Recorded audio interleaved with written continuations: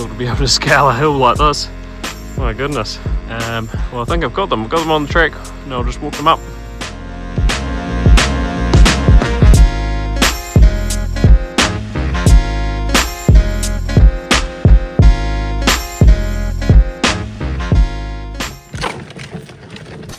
Wow, check it out. This is pretty cool. So I'm gonna try out the Surron. This is the Surron Light B. It's an 8,000 watt push bike basically. These things cost about 90 cents to charge overnight, and they'll do between, well, anywhere between 40 and 100k on eco mode.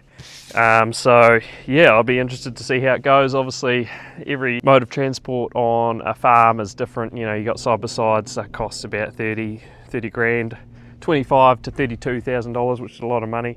Then you have a quad bike that our one, we've got the top model Honda, it's a 520, and with everything kitted out on it, which is bull bars and things like that, they're about 22. But you know, it goes down. You can get the 420 Honda, and that's a lot cheaper. These things retail at about 8, but 8 grand, so still relatively expensive. You can get an Ag 200 or something, you know, like just a normal dirt bike for a lot cheaper second hand. So yeah, the best thing about these is, from what I can see, is low maintenance cost and low cost of running it. 90 cents to charge, and if it can do 50 kilometers in a day, that'll basically do me, won't it?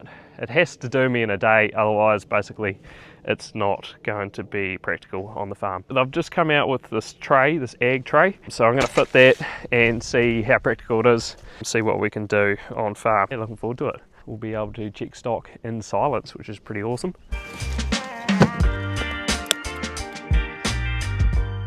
Taking the dogs for a run. IONREADY are the retailer for these bikes, and they've been kind enough to give me one for a couple of months. Stay there. Yesterday I did about 25 k's on the hills, went around the back and on the flats as well, and got down to 45%. A little bit up and down the road and mucking around. I've been in the yards a fair bit, trying to get those yards done. It's a pretty cool little bike. Basically, it's got brakes like a mountain bike. It's got heaps of power. It's got an eco and a sport mode. I think it's 2.4 kilowatt hours. If it costs you 30 cents per kilowatt hour, then it's, what's that? About less than 80 cents to charge. And if it can do your day, it's pretty good deal, I reckon. Also, maintenance costs minimal. I'll run these dogs, and then I'm just going to go around the back on my own because these hoggets are lambing. I just want to check them daily and make sure that they're lambing okay. So they're set stock now, 26-day ramming, so they should spit them out pretty quickly, and then I can focus on everything else. Get them on, Phil. Phil! We'll whip up through these earlies, and then there's one paddock of hoggets up there that we'll have a look at, and then keep going around them.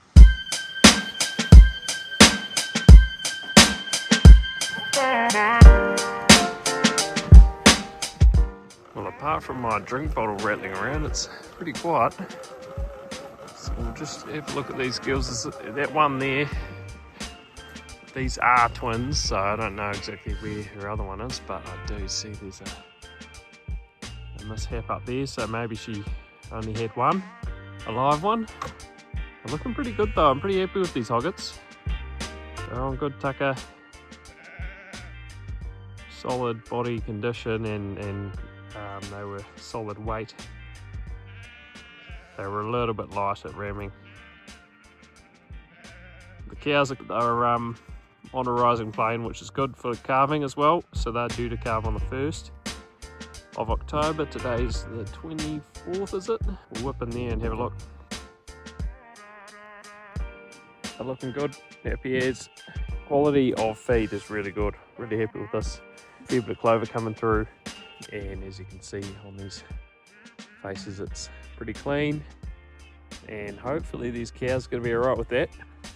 They do need calcium and magnesium, and it's to mobilise calcium out of their bones. So they won't have a lot of magnesium because there's not a lot of roughage around. Magnesium doesn't come out when the soil temperature's low, so it doesn't go into the grasses. And then when it doesn't go into the grasses, the cow doesn't uptake it. So you need a grow feed when it's warm to get that magnesium to go into the grass, which means you're supposed to have rough feed for the winter. But you can feed them on green feed. You just have to have higher covers, I think. That's my theory that I'm going with. If I have too many problems this year, then I will start thinking about something else. I don't think I'm going to have too many problems. I'll check the corners of this paddock and check that there's nothing trying to lamb that has anything stuck, and then we'll keep moving.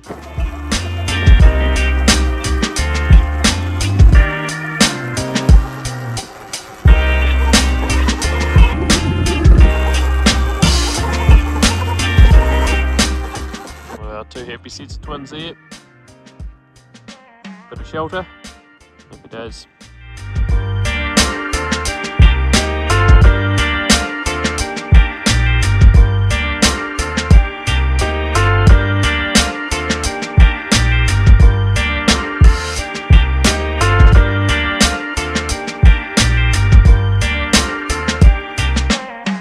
Well, those Lambos are definitely new, so that's cool. She's obviously spat them out pretty well.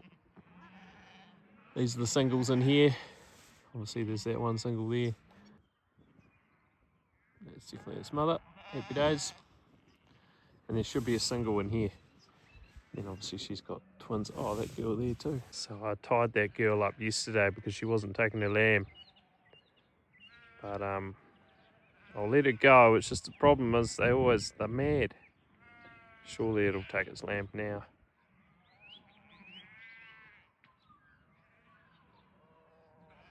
That's my belt. One way to tie them up. RM Williams belt. Thanks, RM. She's not happy. Oh, there you go. Oh no, that's my belt. Great. Don't worry about it, girl. They're only $100, 120. But hey, at least your lamb's worth a lot more than that this year.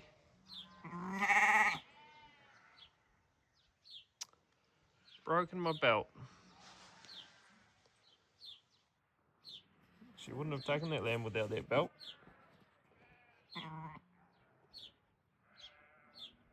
Go on then, girl. You can bugger off. And I can get my belt back and hopefully I can fix it. But I doubt I can. Well, I think she'll take that. Gotta go get that cast.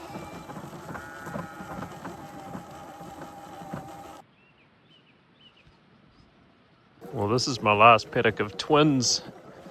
And yeah, I mean, look at the cover in here. It's pretty good covers.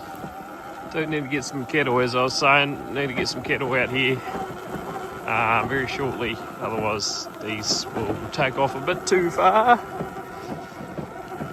But yeah, the hoggets are right into it, which is awesome. They don't seem to mind the bike hugely. They definitely start, you know, they're not used to it, so that anything they're not used to, they do tend to mob up.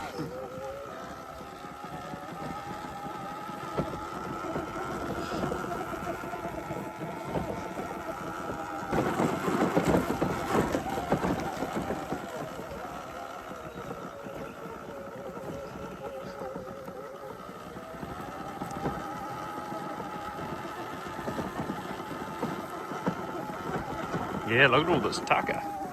Some good feed there. A few bit clover. So yeah, should grow these girls. Should grow some good lambs. On the way back now, we're on 50% and I started at 90% this morning. We've done 14.2 Ks, a fair bit of ascending and descending. So I guess it probably evens itself out a little bit, but I don't know, the battery probably doesn't like those hard hill climbs. Anyway, it's a cool machine. I was concerned that it wouldn't be able to go up some of the hills on a muddy day, but it seems to go up basically anything a four-wheeler would go up. You do have to go a little bit sideways if it's a niggly little, quite a steep bit. Sometimes you do have to angle your way up, but most parts of the track you just nail it up there. You just sit further back, and there's plenty of power and plenty of traction. So yeah, no, it's pretty cool. The only other thing would be how long the battery will last. I'd say it'll be fine day to day in winter, but when it comes to days like weaning and docking, we'll see how we go. But I'd say you'd either have to charge it at lunchtime or use your four-wheeler for the day, which is probably more practical, or a dirt bike with petrol. I wonder, I haven't done a full day, so I'm not going to speculate as to how many Ks this thing would do on these hills. I'm not going to speculate. Well, this is one of our steeper tracks just up here. It's a little niggly track, and it just goes up here and then up, and there never used to be a track there, and the old man finally bulldozed it. So yeah, I'm going to take the Surron up there, see if I can get up. We've just had 12 mil of rain. The quad bike would get up here pretty easily, but it's not the best track on the farm for safety. I had a couple of deads on a trailer the other day, and I decided that I wasn't going to come down here because the trailer weight would have pushed me off the track probably with the four-wheeler. So yeah, that's kind of telling you how steep it is. So yeah, we'll have a go.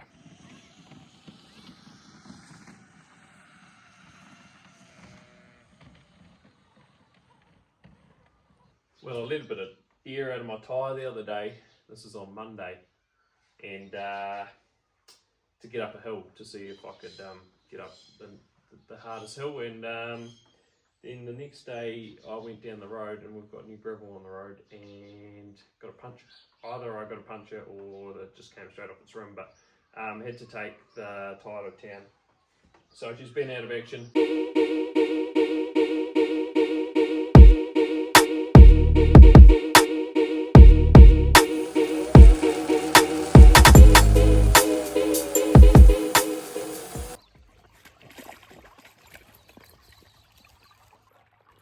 Well, the creek has a good flow on today. Yeah, had a few mils last night or yesterday. I think we had about 13, 14 mils, and maybe 5 mils today, this morning. So yeah, it was bucketing down first thing. I'm just taking these dogs for a walk up the road, get them on. And yeah, this is a paddock of singles. And we just put these are under 350 kilos. We only drafted the steers two ways, so it was either over 350 or under 350. But they're not looking too bad, and hopefully they keep these covers down a bit. That's basically where I want it. Maybe yeah, basically where I want it. Maybe slightly longer, but yeah, because it's a hill, the hillside will go to seed, and the stuff that wants to get eaten, which will be the nice stuff down the bottom and up the top there, that'll get eaten, and then the rest of it probably won't get eaten, and then that'll go to seed, and then you have to clean it up. And there's a bit of a cost there, isn't there, because every time that a animal eats low quality feed, it's harder on the animal basically, and it also means that I grow less tucker. So yeah, but they're looking pretty happy. There's a little bit of a flighty one in there, yeah, that fella at the front, a little weirdo, but he'll be right.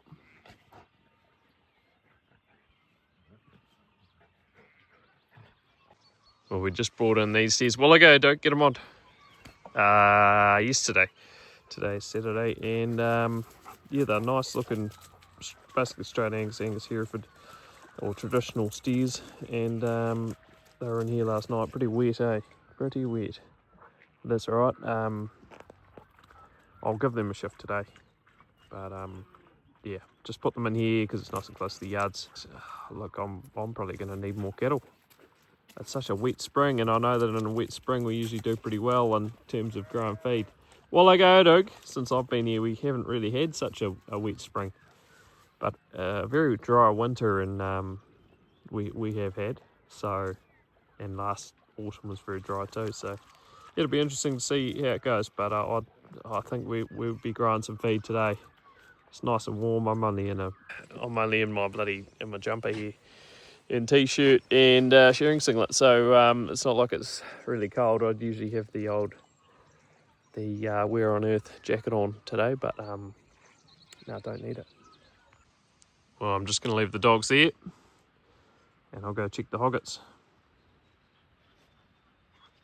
Well, this is 8.5 hectares in here, and this is twin hoggets, and they're looking really good. There's so much feed in here. The covers in here must be 1,800 odd.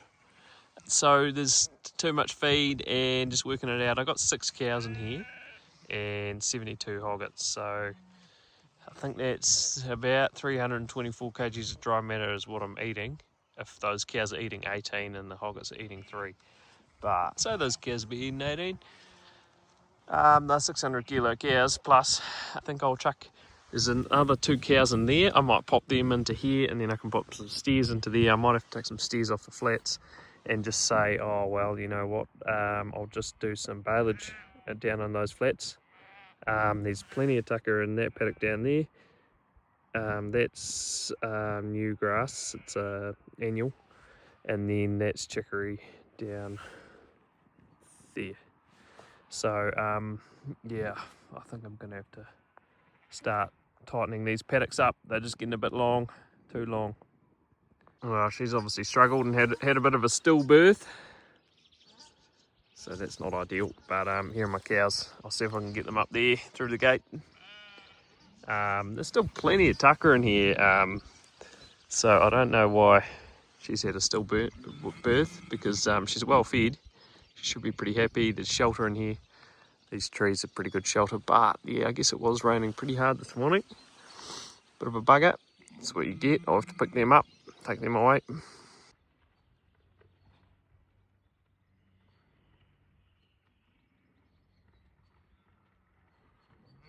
Go girls, hop!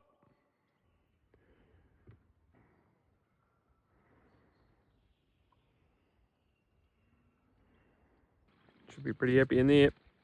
These are the dry hoggets in the laneway, and they're actually a little bit undercooked.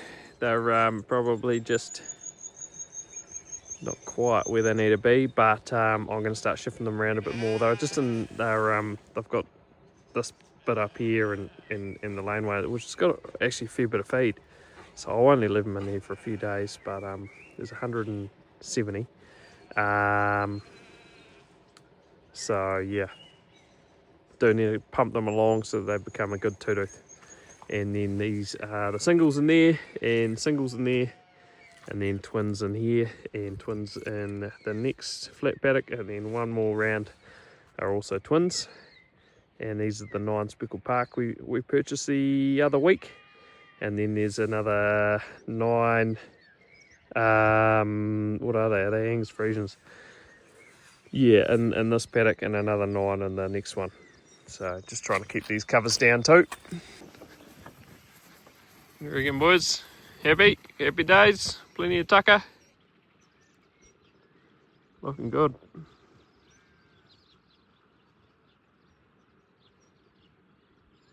What have you been up to, buddy? Been stomping your ground. Well, it's going to be a wet spring, I think. Look at this mud. Haven't seen mud for a while.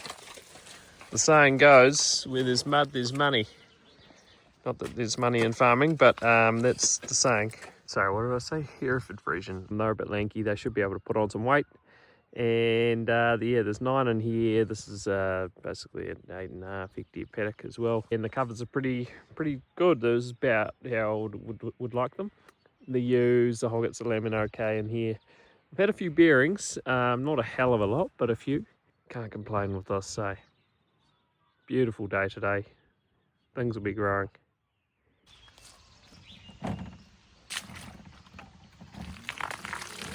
These are the problems you get. I mean, she looks like a good mother, and I think that she'll go get it. You know, if I walked up there, she might bugger off. She might not take them. It's one of those things where you kind of just have to let her do her job. Otherwise, you just bugger around with them. Then you end up mismothering another one. So she looks like she'll be a good mother. It's supposed to be a beautiful day. Well, it looks like a beautiful day, I mean. and she's got plenty of time before that lamb will succumb to not getting a drink. Oh, look at that, beautiful. Good on you, girl.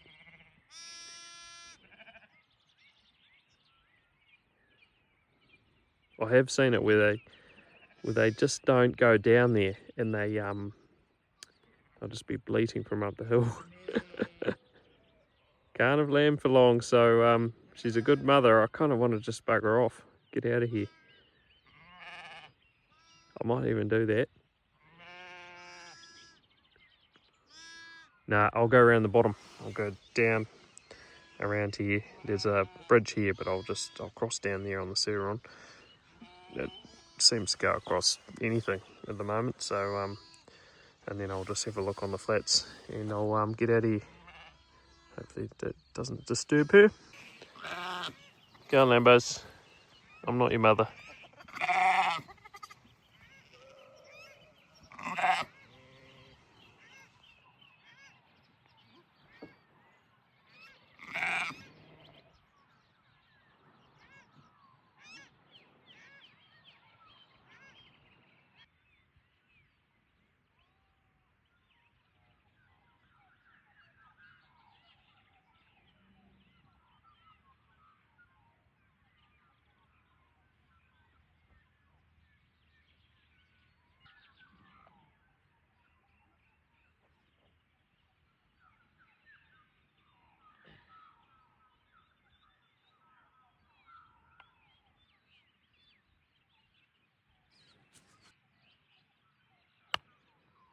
Well, that's what I've been looking for, basically that kind of problem. That's the stokier. So obviously that first lamb that came out, got its head stuck, and yeah, it was there for that long that it died. Basically, I pulled it out. The second one was in there. Luckily, I've been checking them daily. If it was much longer, if I'd checked it tonight, probably that second one would have been dead too, and the ewe probably would have started the what do you call it? Basically the placenta or the ovaries or whatever. They get too hot in there. It basically just cooks the lambs inside once they can't get them out. So yeah, they start getting really warm. So anyway, glad I got that second one out. Looks like she's going to take it too, which is cool. She's, like hoggets are a little bit mad. They don't understand that they're having a lamb, so they don't. If you disturb them when they're lambing, like right at their lambing time, sometimes they'll just walk off and they'll just be like, oh, well, I didn't actually know I had a lamb. I'm not really that interested. They're not very good mothers, so this looks like it's going to be a winner, which is cool. She hasn't taken off, so yeah, happy days. Well, this is, it's not very steep really, but it's bloody wet at the moment. So yeah, this is, I've gotten to here, and I didn't have much momentum, so that didn't really help. But yes, I mean, most tracks this gets up so well, but every now and then you kind of do have to just push it. If you don't have enough momentum or you're not sitting on the bike properly, yeah. So yeah, and then you get a fair bit of slippage. Yeah, it's just the way you sit on it. I reckon you need to get used to it. Well, we got one calvie down there.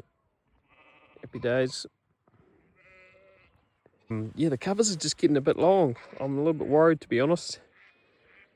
It's a real muck up if these get too long and it goes to seed. So, I was hoping to push these girls out of this paddock and up into that paddock up there, and then put some steers in here. I might be able to do that later. I've opened the yards up the top, so I'm going to have to be careful up there. I don't want the calvie getting stuck up in the yards and the cows down here. Well, normally I wouldn't be able to do this. I'd have to be up on the track with the four-wheeler. You can't get down here with the four-wheeler, and you can't send a dog onto cows and calves. So I'm going to see if I can walk these around and then straight up. It's not really ideal on calvie, but hopefully calvie can do it. See how they go. Well, that's pretty bloody steep actually. So hopefully I can get around there on the Surron. Too easy. Just gotta walk them up. Pretty cool to be able to scale a hill like this. My goodness. Well, I think I've got them. I've got them on the track, and I'll just walk them up.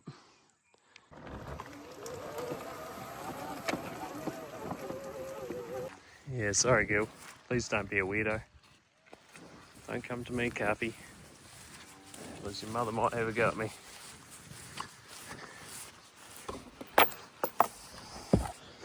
Where you go then.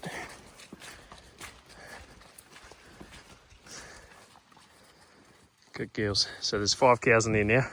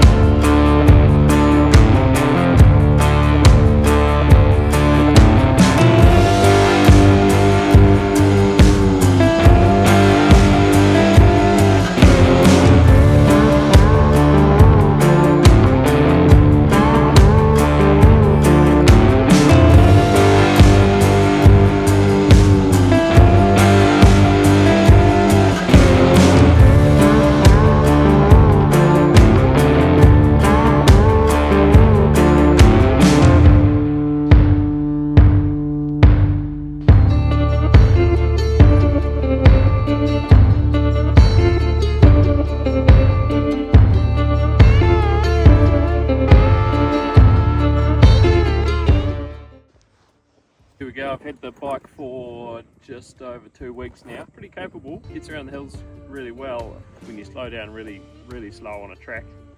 And it's a very steep track, sometimes it's hard to get traction again. Other than that, it gets up any track that a four-wheeler does. The four-wheelers and the side-by-sides are very practical because you have the ability to do anything on them, like drag a dead sheep away.